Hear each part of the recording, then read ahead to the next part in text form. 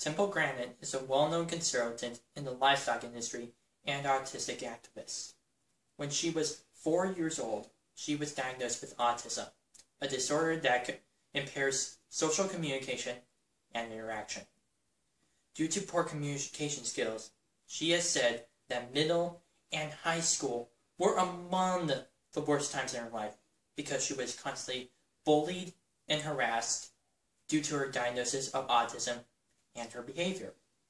However, she overcame it and in 1970 graduated from Franklin Pierce College with a degree in psychology, and in 1975 graduated from Arizona State University with a master's degree in animal science. She is very well known in the livestock and food industries for her humane work on transporting cattle to slaughterhouses. Throughout her career, she has been addressing issues concerning autism. As Miss Grandin grew up in the 50s, there was little research on autism, causing further speculation and bias as to whether or not autistic individuals can function in our society. This has caused a rise in discrimination against autistic people because of how they live their lives differently. It is widely believed that autistic people are not as capable as normal people. The speculation is still as strong today as it was in Miss Grandin's time. According to the Huffington Post in 2013, an anonymous letter was sent to the mother of a 13-year-old child who was diagnosed with autism that called for him to be euthanized. This kind of discrimination has affected the autistic community in many social levels. According to the New York Daily News, 1 in 3 autistic graduates from high school have a harder time finding a job. However, I believe that the autistic community can function in our society because I myself have autism and believe that the current way of thinking on autism is wrong. First, we have to look at why there's speculation on the autistic community in the first place. Then, we have to look at the individuals themselves and how they function. And finally, we have to look at the autistic community's achievements in our society despite its many challenges. Now, the main reason why autism is not widely accepted is because of its association with mental retardation, which is the lack of development of intellectual capabilities. In fact, a study showed that the number of autistic people that met the criteria for mental retardation was anywhere as 25% to 70% due to the difficulty of assessing autistic intelligence. This has caused a rise in speculation because of the belief that autistic people can't function as normal human beings. Even today, many people believe that autism is like a disease and should only be researched so as to find a cure. Even doctors from the 1950s believed they should be institutionalized. Well, at the time, public opinion was turning towards doing such that. It was widely believed that if autistic people were taught through these institutions, they would become normal in the country's way of thinking. Those who can't are deemed hopeless. This has caused a rise in rejection of autistic people because of the disability they have.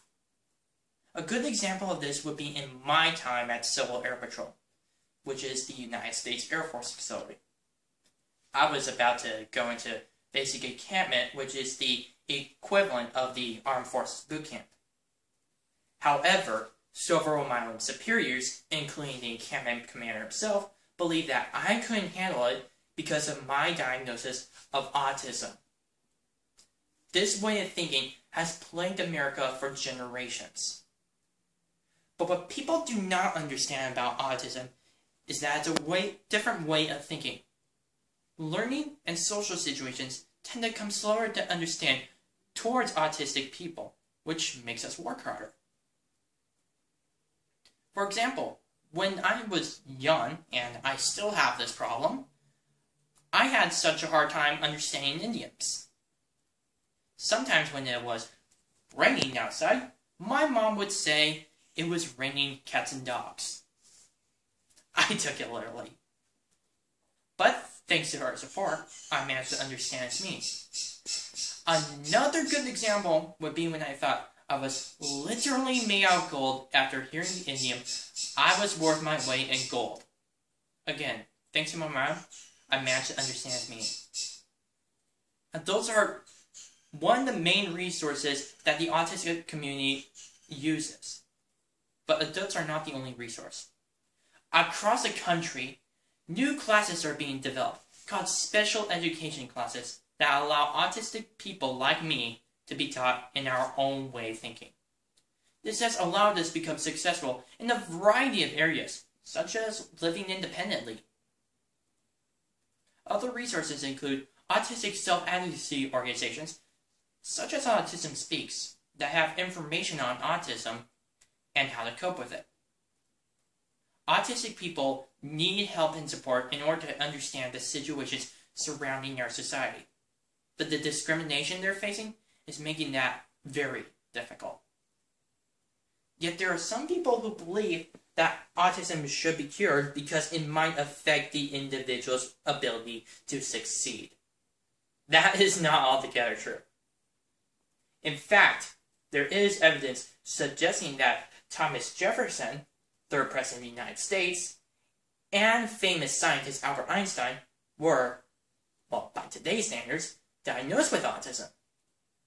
Also, back at academic, not only did I manage to graduate, I also got the Most Improved Cadet Award in my flight or squad.